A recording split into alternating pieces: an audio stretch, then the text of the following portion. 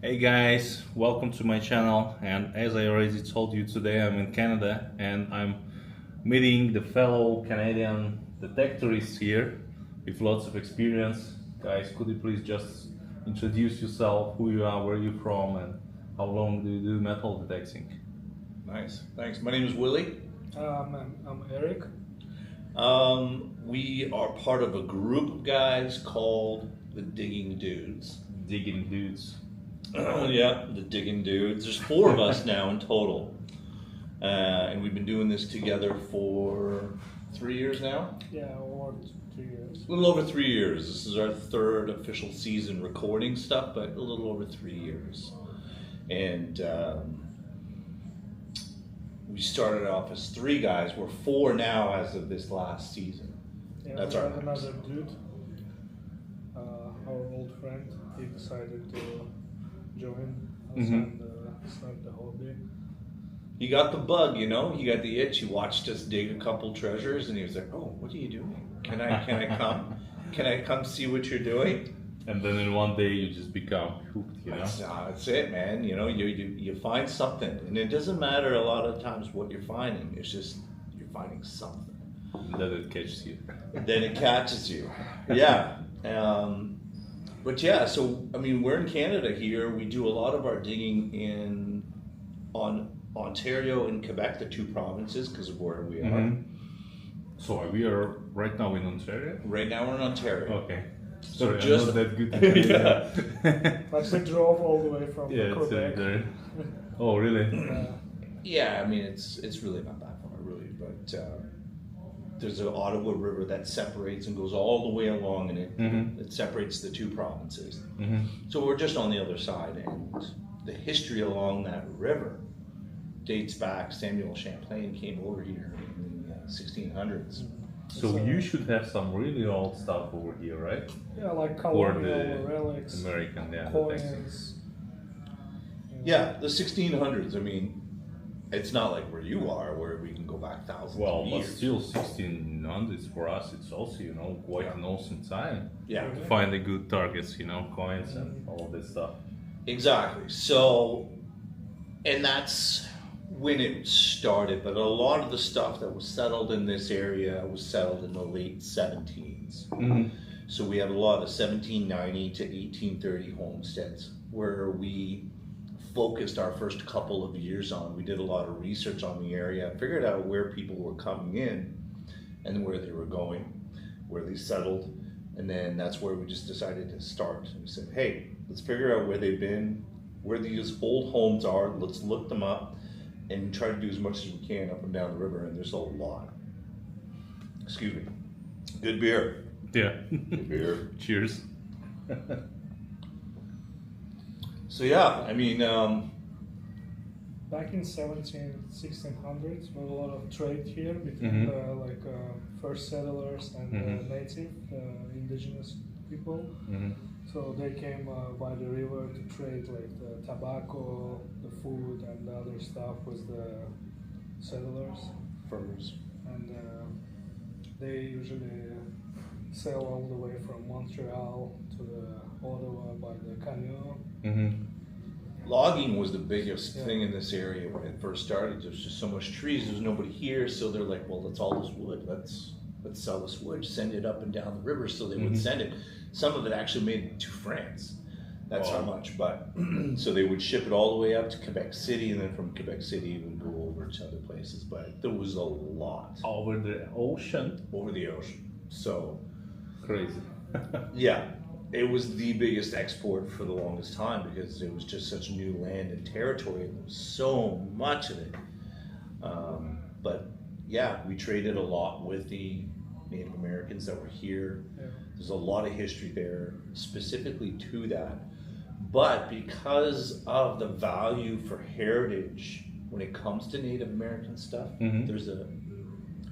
it's a very big no-no to look for those things unless you have an archaeological degree, because of what it could represent and how far back it could go. A couple hundred of years worth of stuff doesn't mean a whole lot. We know what happened. in those last 200 years. Yeah, yeah. The white guys came in, they did their thing for the last maybe 200 or 300. So that isn't that much of a mystery. It's there, it's well documented. But some of that older stuff that isn't, if you start finding that, people want to know more, and then they want to do an archaeological dig, and they want to find them, and they're going to, that's just normal, and that makes sense. But that's not where we expertise in. So we try to avoid looking for that. If we happen to find something by accident, that's a totally different story, but that's not what we're trying to do. We're trying to tell the white guy's story, because that Native American story can't be told by us. It has to be told by either them or archaeologists, and it's just the way it is up here. So we play by the rules, and that's fine. But yeah, coming to the rules, actually, you just mentioned that there was lots of history here, on this territory, tracing back to like 400 years ago and so on. But how is the metal detecting regulated here in Canada? For example, in Estonia, we should pass the courses. Yeah, how's we are passing the courses.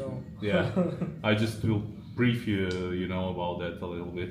So you have the courses. It's a course for 1 month. Basically, you're visiting all the weekend. You're sitting there.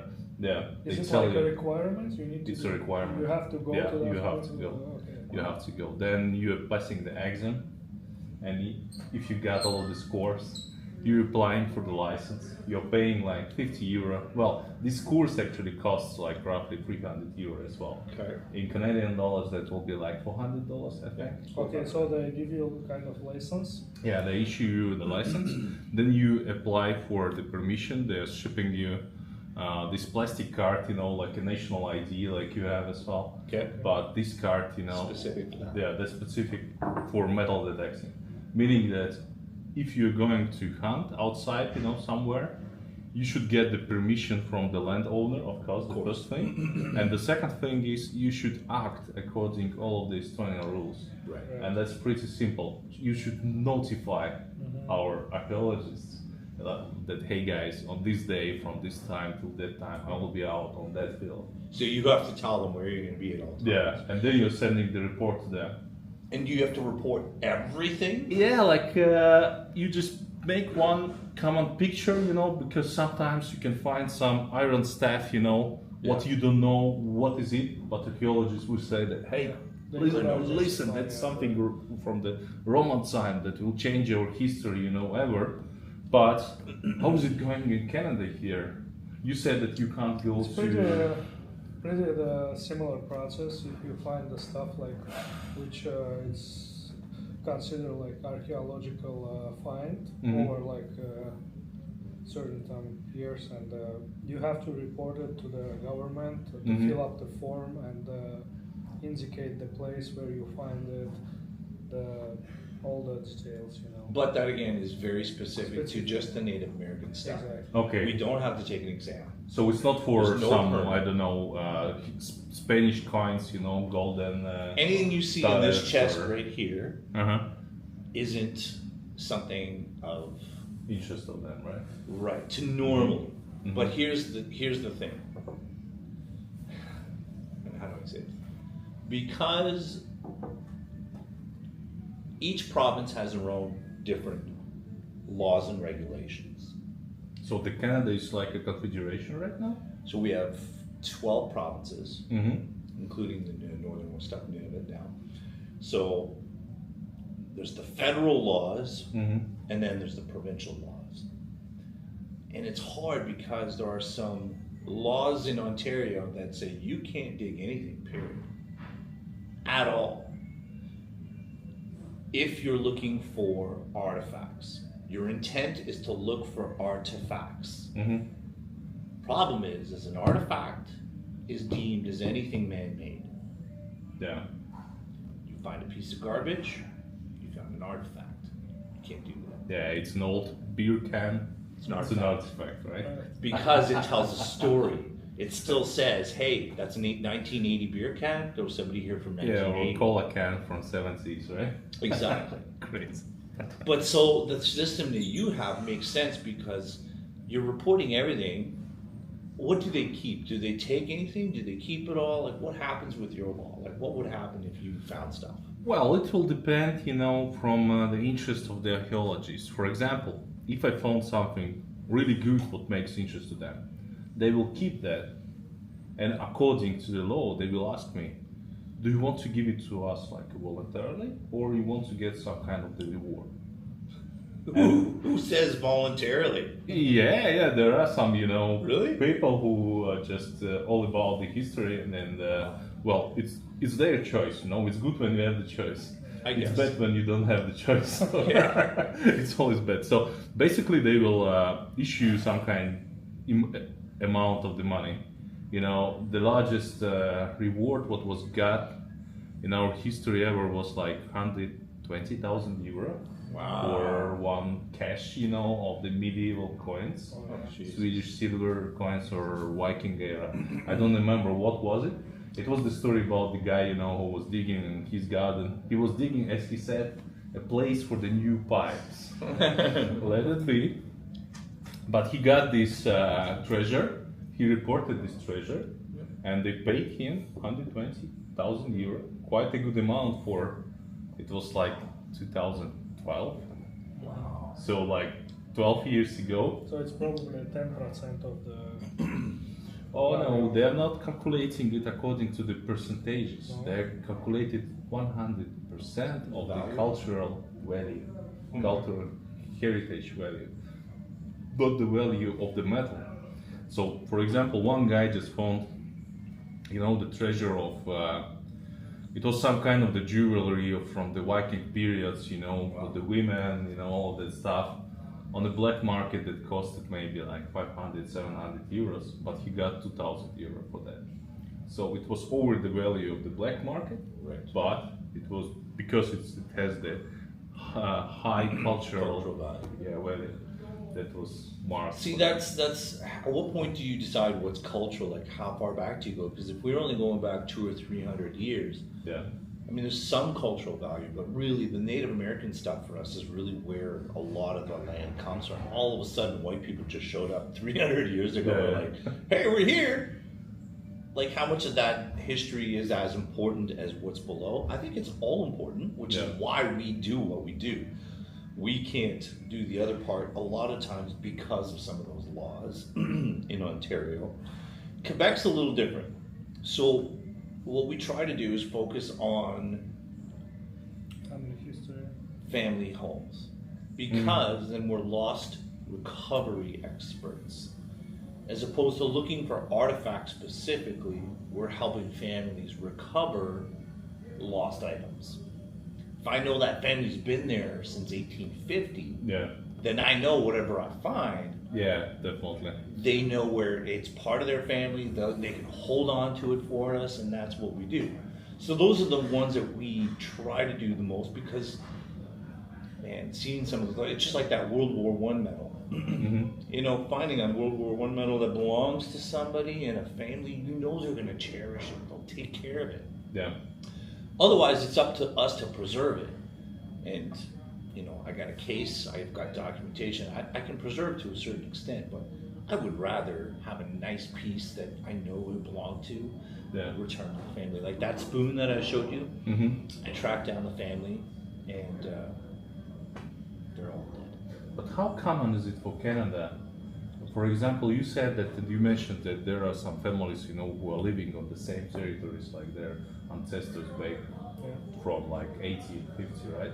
Is it the common thing for the Canada, or because for us, in most of the cases, there are lots of families who just sold their houses, and you will never find, Original land. Yeah, who is the owner of that stuff, or you can't find the predecessors of that family, The first thing we're always looking for the old homes. So if we see the old house, so we're trying to track the history of that house and then connect to the owners to the and current ask owners. them like, how long you guys been living here, and some of them, as Will said, live there like over like 400 years. Wow, Some really? of them just bought this house like maybe a year and a half ago. So for them, the value in the ground is nothing. There is no there's no interest, connection for them. right? So, but for the people who live there, like the 7th generation, to find a piece of brush which maybe belonged to her grandmother or the ring from the grandfather. He found a nice ring on his own property from My great grandfather's ring. Really? Yeah, I was told. And his name was Willie, just like me. I'm named after him. I was like, oh, that's cool. It's something what I also want to find, you know, but I never found it. What was your oldest or maybe craziest? What's your favorite find? Well, there is actually quite a lot of that, you know. It's a good question. What makes me feel proud of my finds? I can tell you one story. It was just a manor land, you know, because Estonia was separated by the manors, you know. There were the German families, you know, their ancestors were knights, you know, who came, who were part of this Teutonic and Livonic order. They came to Estonia, they separated the land and said, now we have our manor here, and that land, you know, which is crossing this manor is our.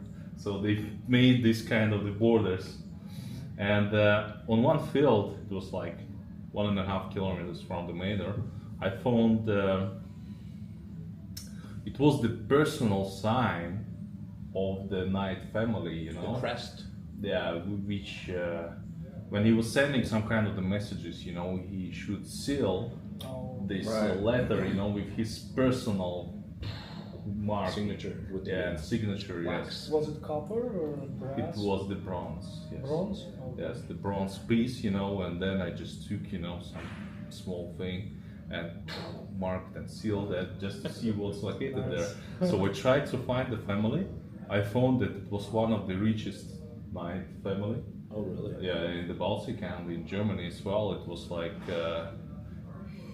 Hügel, something like that, you know, in German. Really strange name, but I know that they were very powerful family back to, I don't know, like So 300 years ago. Where are you usually going, metal detecting when you're Well, you know, a good question.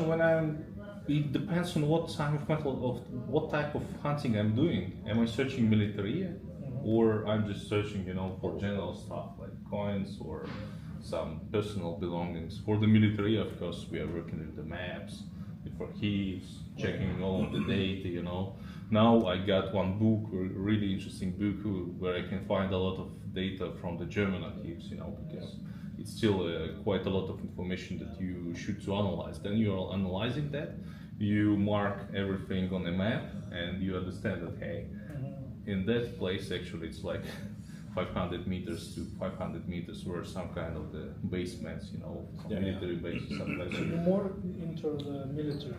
Not only, you know, I just use it separately.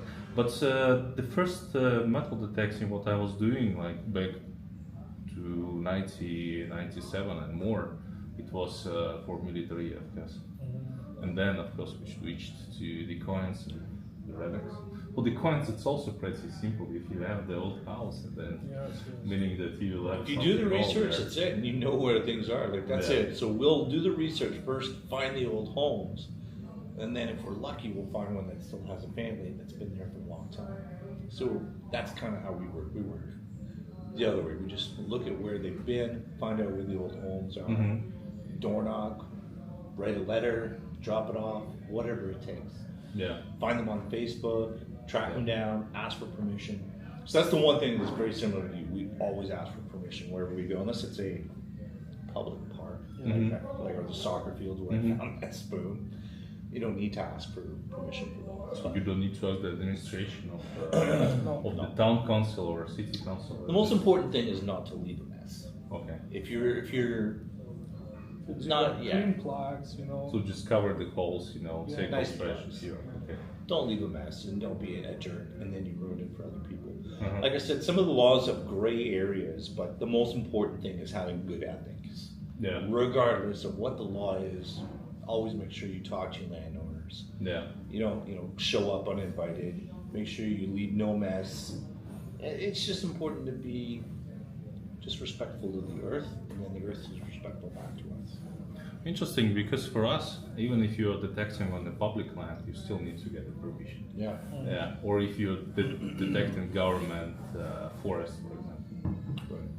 Which, you know what? I mean, maybe that's what we need over here is some way to have access to a permit where we can go and do whatever we want, not worry about it. Because, like I said, there are, depending on what province you are, sometimes you're not even allowed to detect. But yet there are clubs and there are cities that have bylaws allowing you to detect, but then the province says you can't.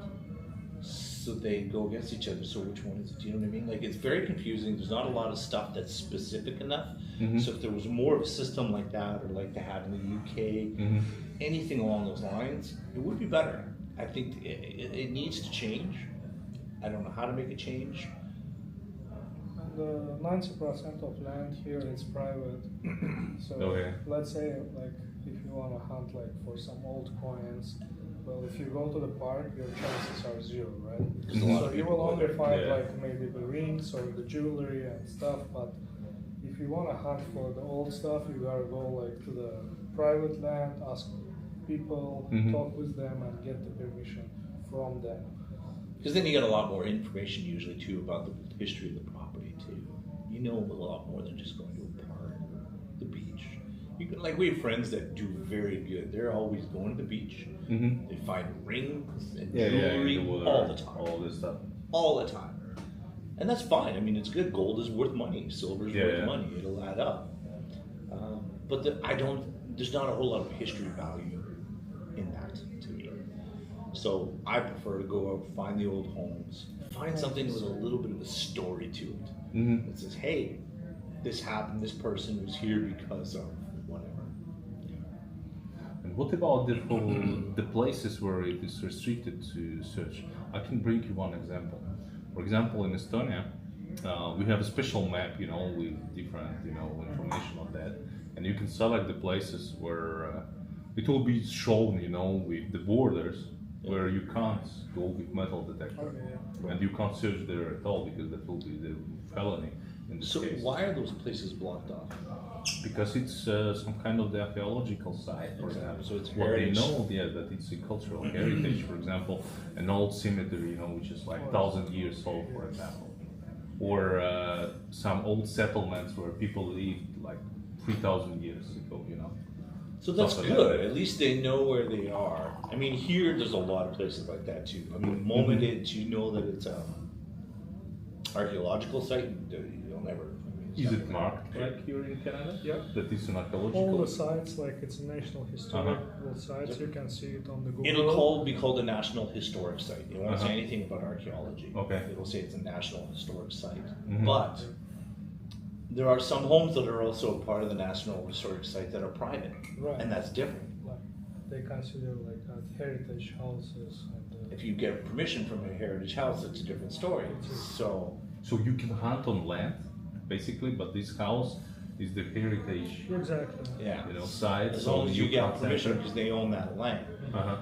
But then there's a lot of stuff that's Crown land, or in Ottawa, in this area it's called NCC, National Capital Commission. And they deemed a lot of land in this area NCC property. If it's NCC property, it's a big no-no. And there's a lot of parks. There's a lot of just places that just in downtown. Just in general. Because it's so close to the capital of Canada, which is Ottawa here. And there's so many places in the area that are just beautiful or whatever. There may not be an archaeological value to it, but they've deemed it NCC property. Don't touch it. It's beautiful the way it is. Leave it be. No digging. No nothing. They're taking care of grass. Cutting the grass, make it nice. Yeah, but also I think it's a security issue, right? No. It probably could be some of that too. You never know. Like somewhere close to Parliament, maybe. yeah. Like you can cut, some kind of the cables and connect to the Trudeau, speeches. Well, let's just general command. right on top of Parliament Hill, right in front. I mean, that's old. That's really old. It would be great to metal detect that front. I think there is lots of stuff actually in this park. Tons of stuff. Yeah, but that's NCC. You want to go try? Well, you remember this movie, I Want to Prison, right? See you in the next 10 years then. Yeah, it was the movie about the guy who just escaped to Netherlands, to hide himself for the 6 months, and he just committed some kind of the felony, crime, just to skip this time in the prison, and then he went back, to his homeland. So that could be the same story. Going with the metal detector to the downtown of Moldova, you know. And now I'm here for the 10 years.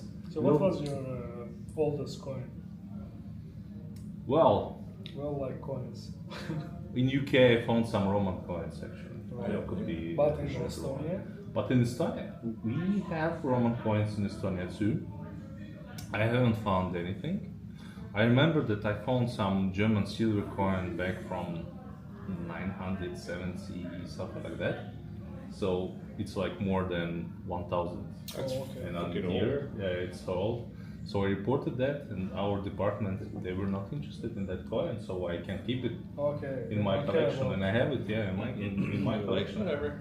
Yeah, because they have lots of that coins, you know, and it has no any cultural value. Like, what will it change? A coin doesn't change cultural value. Well, depends on what coin is it. You know, sometimes I there are guess. some special coins, you know, which was just True. minted somewhere in UK and they're very rare, and they will say, "Wow, this is the type of the coin which we have never seen." Right. And they will send all the details to their UK colleagues, and UK colleagues can say, "Wow, it's something new for us as well." So let's make some kind of the deal. That's how it's called. What machines do you use? we both use Nocta. Nocta. Yes. Nocta forever. We started from the Simplex, Uh-huh. and then we switched to the Legend. Uh-huh. So we have 3 people who have a legend, Mm-hmm. and 1 person has a Deus 2. Those 2. Oh, it's in Yeah. French stuff as well. Yeah, he was a Garrett AT Pro guy for a long Mhm. time.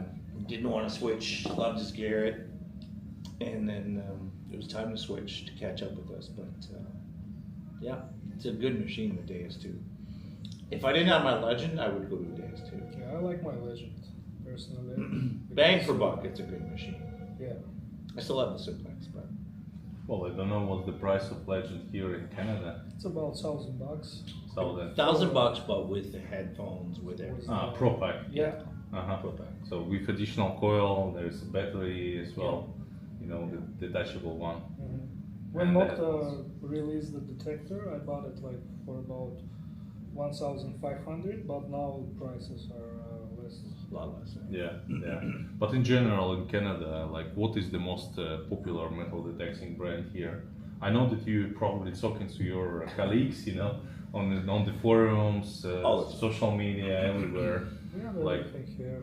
Started from like Minelab and Nocta, Garrett. We have friends that are sponsored by MindLab, Mm-hmm. so they're experts. The experts there. So we- this too. Yeah, so they've got all the Bandicores, all the big Nocta stuff, and Mhm. there's a lot of people who swear by Nocta, or not Nocta, Nox at MindLab, and that's fine. The MindLab machines are great. Mm-hmm. A lot of Nocta people because of the value. Yeah. It's the best valued machine out here. And then you've got your Deus 2, which I think anyone over here just agrees is just a very, very good machine. So those are the 3 big ones that people go Yeah. on. Garrett fell short recently. We're hoping that the storm is coming. Storm is coming. Yeah. You have heard about that. Let's wait for June, right? June 18, or what was the date? Is that what I it don't is? I remember. wasn't sure. I couldn't remember. I what wasn't the date sure as well, yeah, but I hope to hear something from the Garrett. Well, you know what? They bought whites. They Yeah. own whites. The They have this technology. yeah. So there's no reason for them not to come out now with something that's comparable in the market. Question is, are they going to take the time to make sure that that it's just like the Garrett brand, it's heavy duty enough, Yeah. but not too heavy, In case of weight, like the yeah. AT Pro, Yeah. massive machine, but like it's a beast, but it's heavy. It's heavy on the arm. But you know, did they take all the right steps before coming out and say, okay, we've got something that will compete? I'd love to see Garrett come out with something. Yeah, they need to make something faster than AT Pro. Multi-frequency. Yeah, yeah, and Which whatever. performing better in Like the Legend. iron. Yeah. With the headphones, wireless ones. And what about the metal detecting stores here in Canada? Is it a lot of, like in general, Quite a few of them, retailers? like Metalix and Radio World, Uh-huh. one of the leading stores. Yeah, so a lot of there are stores for sure. A lot of them are sponsors of a lot of the Facebook groups in Mhm. the area. But they've had great service. It's a good community. People want to help. It's not about just, okay, let's just make some money, let's sell some detectors. Yeah. It's not about So that. they're building the community around their Yes, they're people. groups. Uh-huh. Most of the suppliers that we know, that I know of, have had decent reviews for people. I can't think of anyone that's had, oh god, it was really such. Most people try hard to make sure, because they know that it's a good market. People are buying, they're getting into this hobby. We've been at it for a few years now. I've seen a lot of people get into it. Yeah. So they know this, and they're taking really good care of stuff, you know. So like when you order something, they'll throw a little something in for free, or they'll make sure that you're happy no matter what. So Yeah, good service. Like if you need to repair some stuff on your detector, you can send it back just to, like, let's say Rally World, and they will take care of it. Like no questions asked. Usually, Warranty performed. yeah, Okay. they're really good. That's really good one. Metaldetect.ca, Forest City Metal Detectors, RadioWorld.ca, all of them. They've been very good to a lot of the people here. And coming to this, a lot of people here, like estimated how many detectors you have in Canada, just roughly. I understand that you can't come with any number. I would you say know. just in Ottawa we have maybe like over 2,000 people with metal detectors. In Just this area, Ottawa. okay, in Ottawa, right? Yeah. In Quebec, I think there's more. Maybe like Well, because Quebec it's a and big Quebec province. City is the oldest, some of the oldest parts of Canada, next to the East Coast, Newfoundland, and those are the Yeah, oldest the first, parts. which were populated by the white people, basically. First, right off the bat in the early 1600s, but the Vikings and all that stuff, they were there, right? So Yeah, boom. Vikings as well.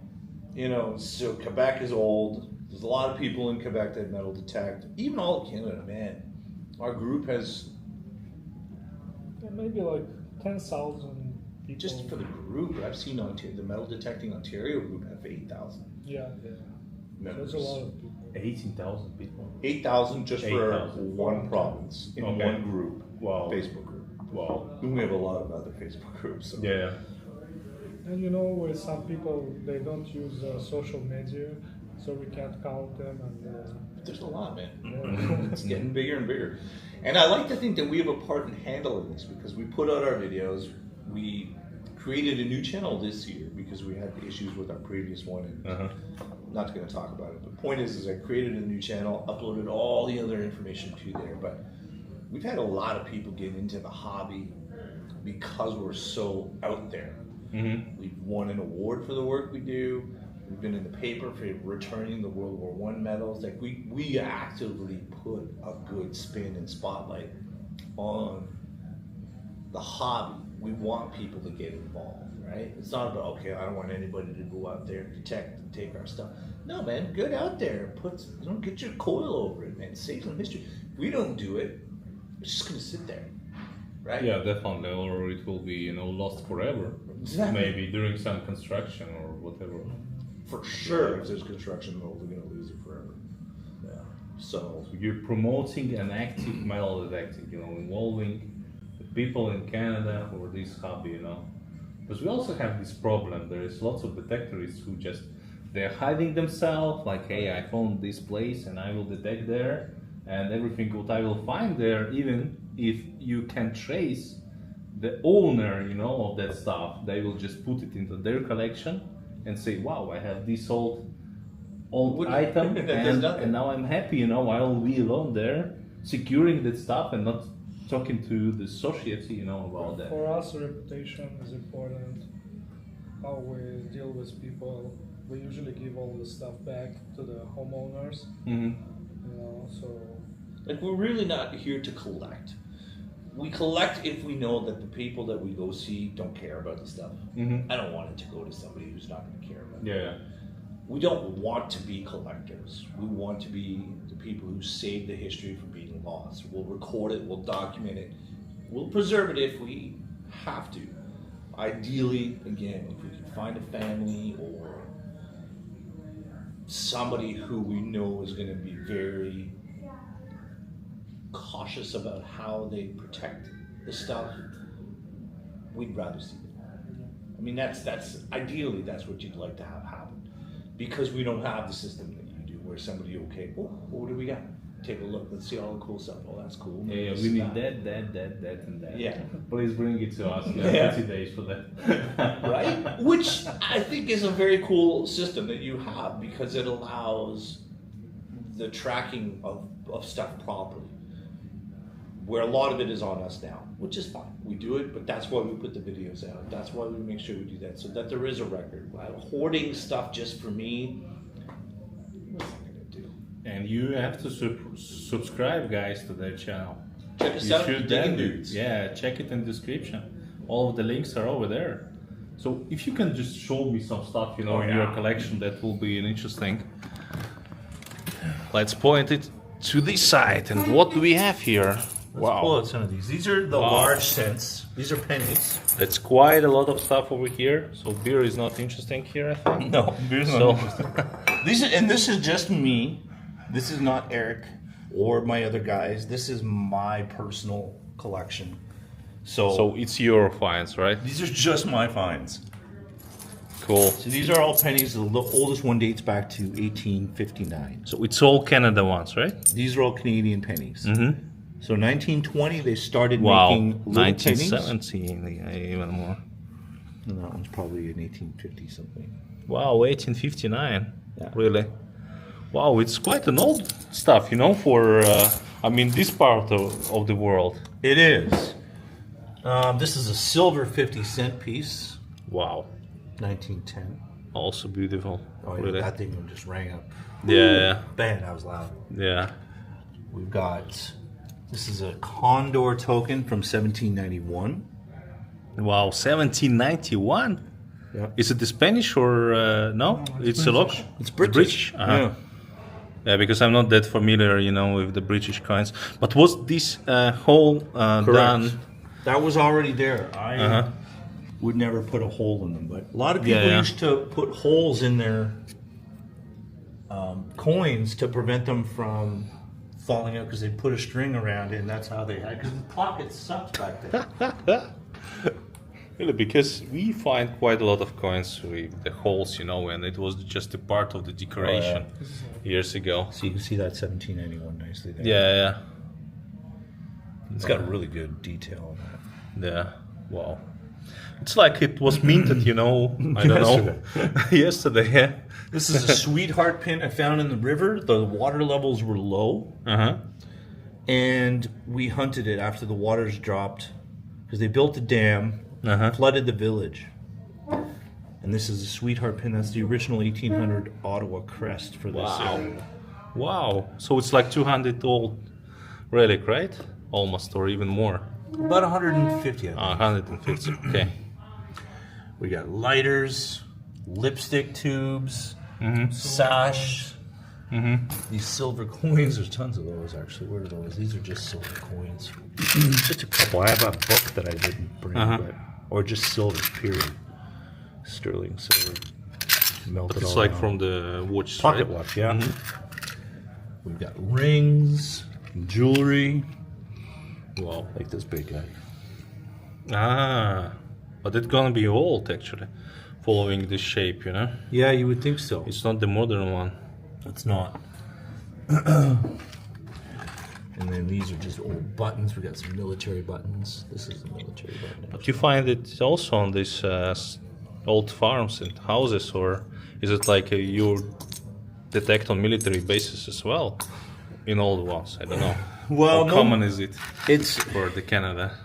yeah. There's a lot of military action that goes back, a long time back here. But we don't need to do the bases. You just find them at people's homes. Yeah. This is what they just brought and lost, That's from it. their uniform. Like this one, Second World War stuff, Yeah. as I can see over That's here. a hat badge. Service badge.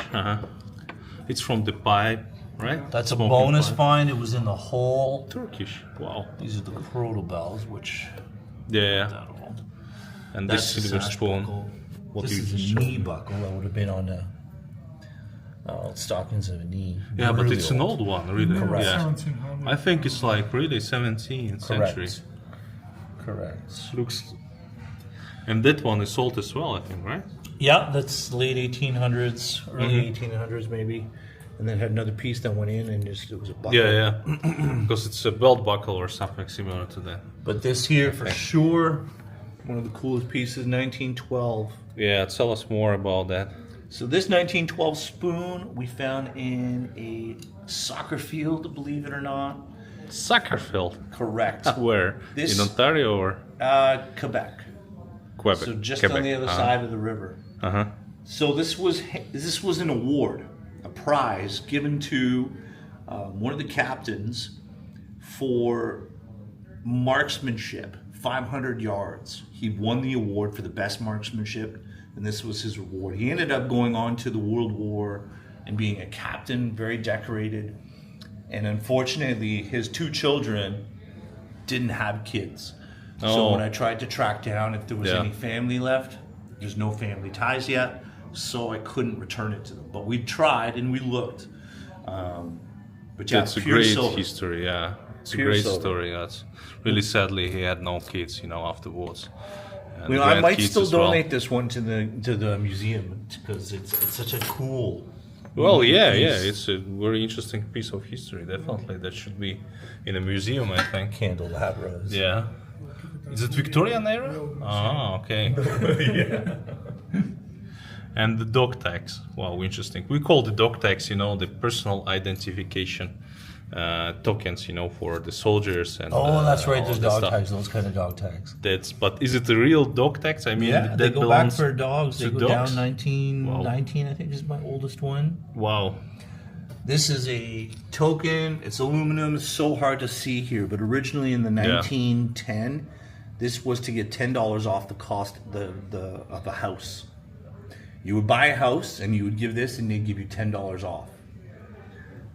Come on. Early 1900s, yeah. So this is the kind of tokens they had back then Interesting for system. buying homes. It You was know. crazy stuff. So you can get the home for the token or just Then pay there's some little sports part. button. Wow. With the wolf, right? Oh yeah. Wow. Cool. And it's a fraction of the stuff we find. I don't have room to display it all in here, but You have also bullets there. The some old bullets, ones. yes, Yeah. we got musket balls, Uh-huh. massive, tons of buckles. But that's an old buckle. It is. And it was so loud, and oh my god, it was so Yeah, I just So can't deep. imagine you thought that it's trash, maybe, right? well. That was the first idea because it was so loud and so big.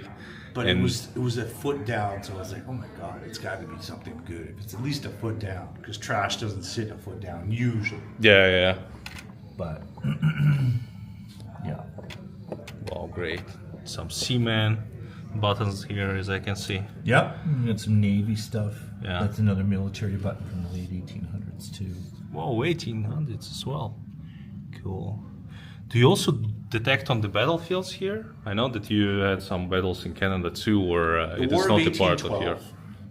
Which was the war from the States to Canada.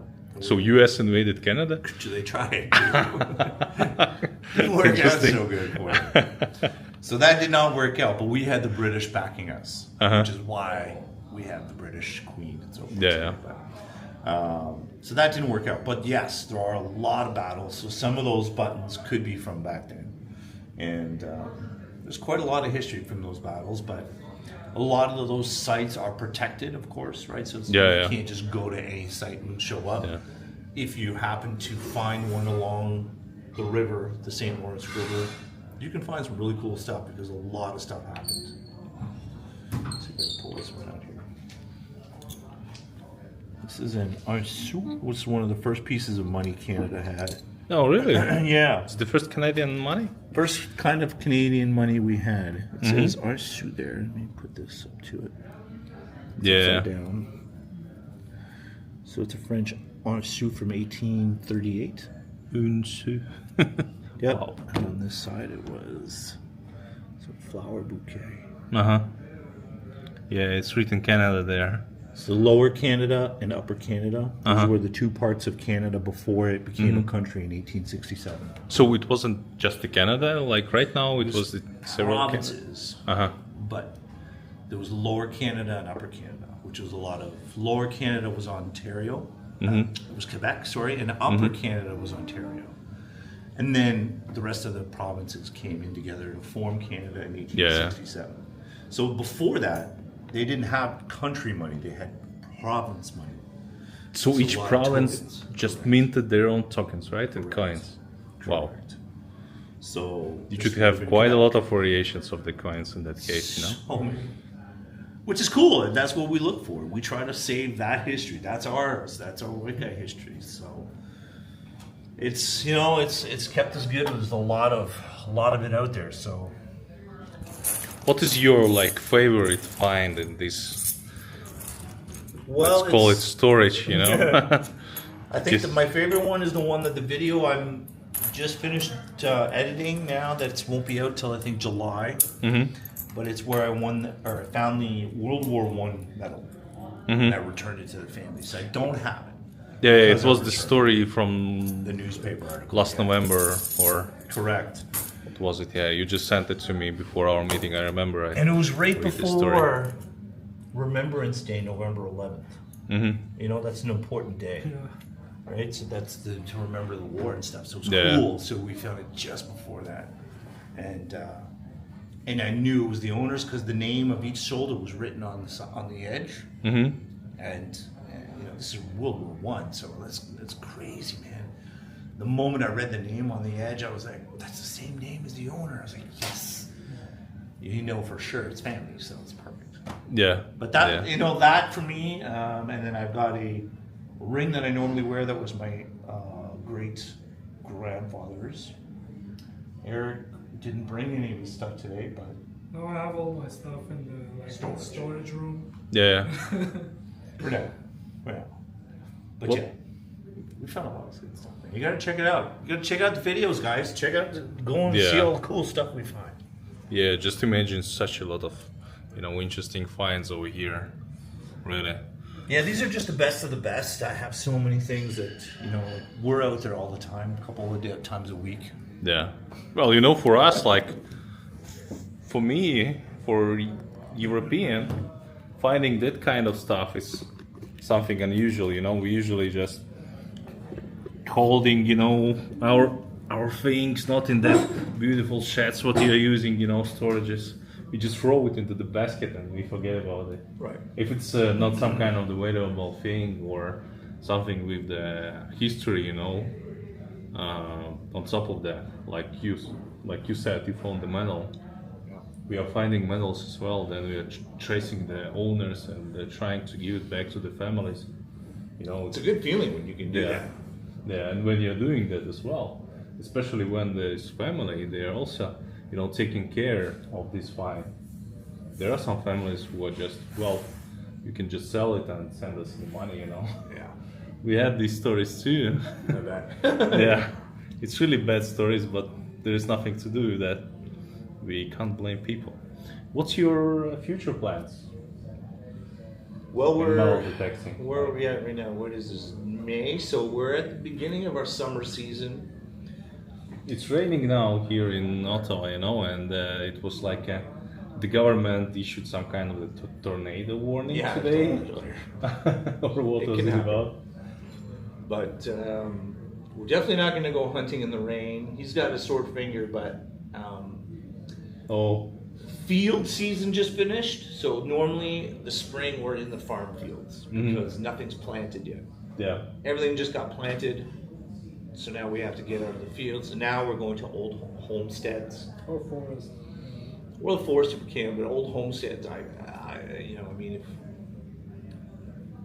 that's probably the best place. But the problem is again, if it gets really hot, man. I don't know what kind of weather it is in Estonia, but we can get 30 degrees Celsius here, and it's just Yeah, the very humidity is quite high here actually. Yeah. Even today, I just went, outside of this war museum and I felt like, well, am I in Canada or yeah, it's like crazy. Singapore? Right. We So don't have that humidity actually in Europe, it's not the same Yeah, at all. It's a lot yeah, drier. It's different. So we try to avoid going out in the heat, but we're addicted to doing what we do, and so sometimes we do. But we'll go in the water on the really hot days, and when it comes back to fall, we'll go back to the fields again. So we have a lot of stuff lined up. We travel up to. We did 14 hours in one day traveling by car to get So just one way, 14 hours. to Digstock, Wow. which was in North Carolina. Uh-huh. So we had to drive all the way down to the States, 14 hours straight down like this to North Carolina. We looked it up earlier. It was crazy. I mean, it's a long time, man. But we did that to go to Digstock 9, which is an event that happens every year. They have Digstock. Yeah. And it was cool. It was just a trip, man. We just wanted to go and do something different. But it's happening in US, right? It happens in the US. Yeah, That one it's one of specifically. the major event in the US for metal detecting called Digstock. Okay. So it was last I year. thought it's a Garrett Memorial Day. No? No.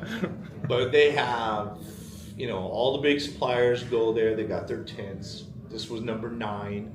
They have number 10 coming up. I can't remember where it is. But there's a lot of events in the States. There's not a lot of events in Canada.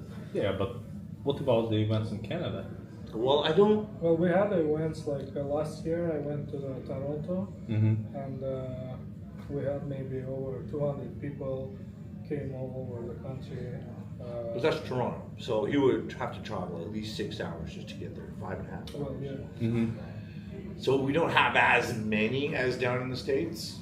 But yeah, I mean, we'll have some events whenever we can. It's just, I think we're going to get a lot more in the near future with the amount of people that are interested in the hobby.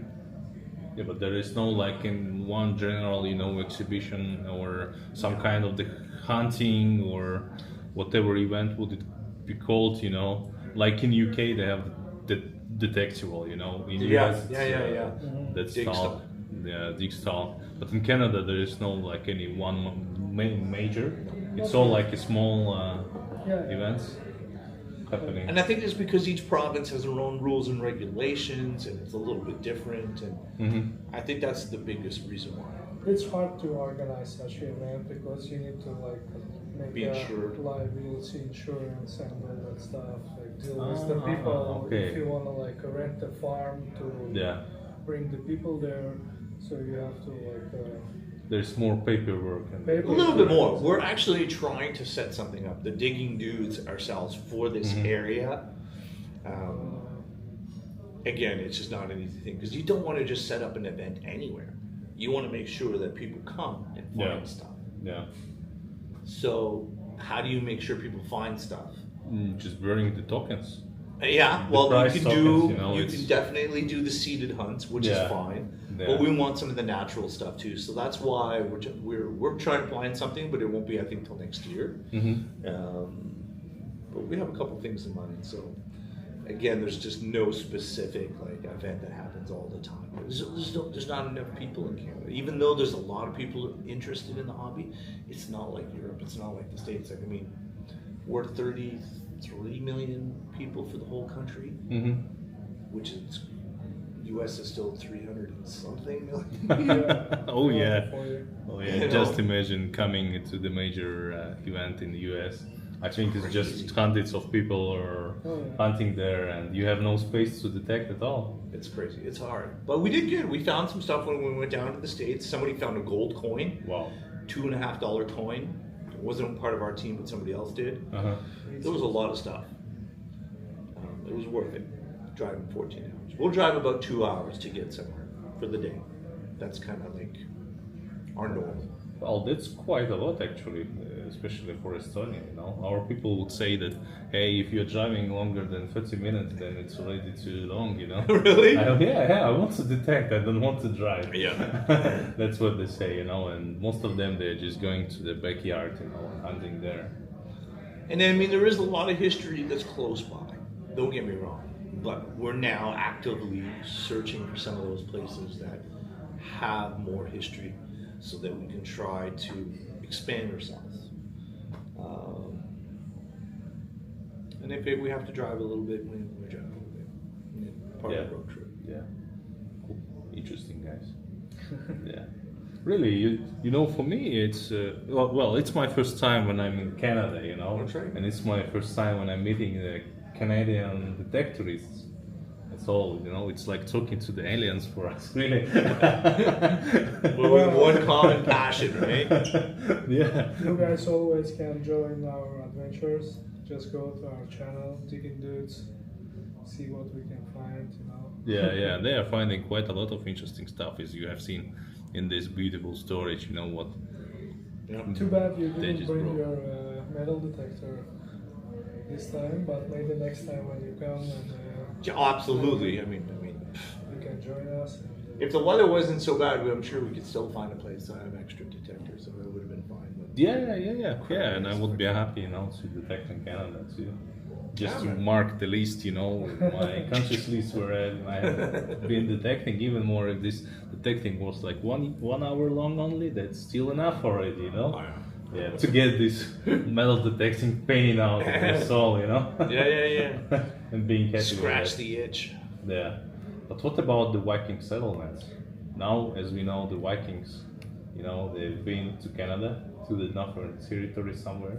Well, a lot of that's East Coast, Newfoundland. They found Mhm. a lot of stuff from Vikings. Really? Yeah. Like what kind of the stuff is it? Coins? Some forts. They found Forts. forts, yeah.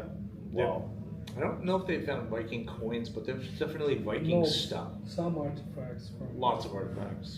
Because Vikings they had iron, you know, but Yes. all of these populations who were living in Canada, you know, before it was colonized by the Europeans, how the iron was like popular there, Oh, we had how a- they used it. And the copper here because Uh-huh. it was a huge copper culture, like mining from the copper, Mm-hmm. and like the mining was all around the Great Lakes and the Michigan. So native people they use the copper to build the tools. To But build not the iron, right? No, it was mostly the copper. Not the bronze, not the how it's called, you know. Stone and yeah, copper. Stone and copper on it. Interesting. It's something unusual, you know, because we have all of that history coming, you know, starting from the Stone Age, then the Iron Age, then it's the Copper Age, Bronze Age, and all this, all the periods. And here it's like on the stone and then bronze, or Copper. copper. Sorry, and nothing more. And then came Vikings with the iron. So basically, everything old, Yep. what is made out of iron, will be not the U.S. native or Canada native stuff, right? Well, that's what they think. I mean, just based on what they found, but I mean, just so much copper.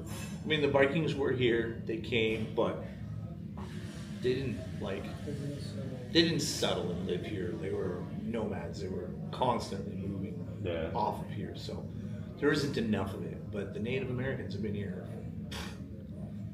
for thousands and thousands of years. It goes back so far. And that's part of that culture that went all the way down through North America, all the way down to South America, right to the Incas. Mm-hmm. They think that literally somewhere in North America, that's where it all started, and it diversed and went down to the South Americas, and it started up high, as opposed to coming down low and going up. Yeah. I mean, long time, man, long time. A lot of history, but Mostly colonial history, you know. Uh-huh. So yeah, basically like with the United States, right? In most of the cases. I think When the Spanish came or the British came or the French came, then you're finding the artifacts of that period. But what about these people who are living, you know, on the north there, on top? like way up North Pole. Yeah. That's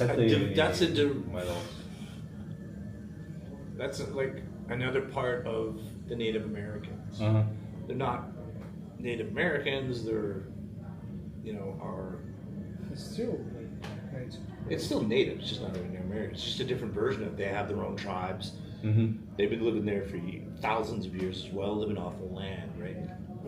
It's all part of that. Like Northern Territory, it's Nunavut and the Whalers including there. I've been up there. There's not a lot up there.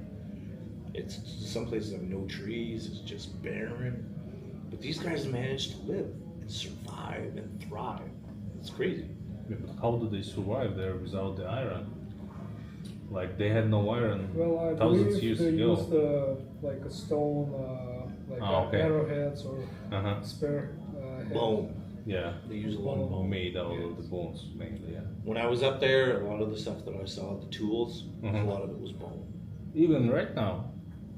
Well, yeah, well, because there's still a lot of them that still actively live there. Sure, there's some stuff that, has been incorporated in the last little while, but their culture, they stick to their roots. A lot of them still do what they did back for hundreds of years. So, so it's hard for them to change their ways. If it works, it works.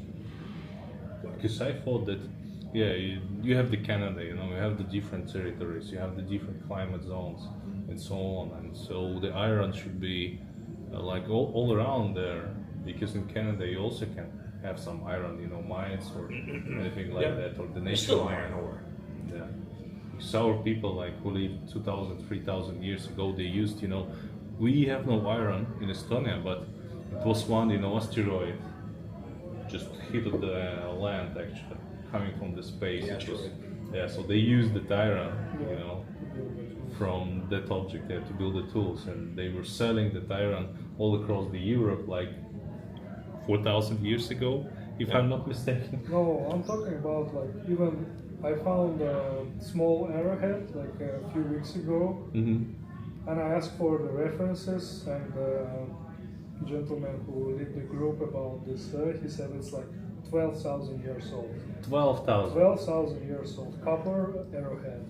Still copper. Yeah, it's copper. Yeah. So it's not a stone, it's not some silicium or. No, it's how a called. copper. Yeah, I mean, and they still had those, Mixed. but there was copper was very prevalent. Silver and copper, but copper for a lot of their tools, arrowheads, stuff like that. So we find them by accident because it's copper. Well, yeah, it's still, the But metal not often. detector it Not often. reacts on that. Yeah. So you are not doing any exhibitions, for or any, not the exhibitions. Sorry, how it's called. We're calling that, when you Excursion.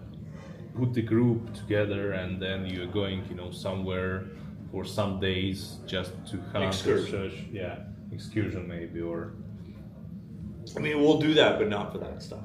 okay. So basically only the family memory. Yeah. Anything that's 200 to 300 years, colonial, pre-colonial, Mhm. Victorian, like the white people coming here in the 1790s, that's our goal. If we can find traces of history of people settling, coming in, that's what we want to find. If we can find a family that belongs in the same house that hasn't changed over years, Yeah, better. Doesn't always happen, jackpot. but jackpot. Yeah, Have you found any guns? Only toy. only to it. Toy guns. Old toy guns. Yeah. Not the colonial ones, these No, older powder We guns. found like musket balls. Yeah, musket balls, yeah. We Like, find the balls things all like the time. this. Yeah. This is from the old musket. Yeah.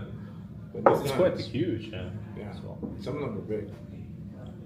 So, but what if you find the gun, for example, the colonial gun? What you will do? Well, it's not gonna What be the- like in the working condition. It's gonna be rusty, and you need to clean it, right? Mhm. Restore it. Yeah, you can't use it, but The condition will be poor, but You can again, if we're on a family homestead, we'll always offer it to them first. But if we're Mhm. not on a family homestead, then it's going to be up to us to Yeah. preserve it as best as we can, depending on what kind of shape it's in, obviously already too. yeah.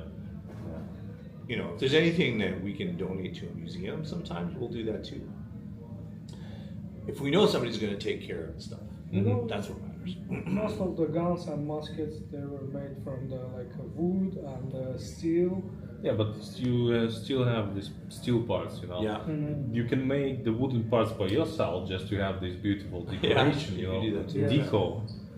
No, I mean Oh, it's hard sorry. to find a gun in the decent condition, Uh-huh. so you can restore it. Most of them is very rusty. But now that you've said that, I bet you we're going to find a gun. You will find it, and I want the next video about it, or I mean this year about This the year, story. I bet you we'll find one. Yeah, it will be the colonial powder gun with the silver plate on that, like Right. an award to some officer from Canada, and you That will would be find, and he will be some parliament member. Oh man. And he will say, hey guys, now I will support you. I will donate Oh. 1 million Canadian dollars to your activity. All right. That's a long shot, but I'll take it. Well, but at least this is something what we can dream about, you know? I think dreaming is important. Because I think that you are doing it all only voluntarily, you know? You do it on your own expenses.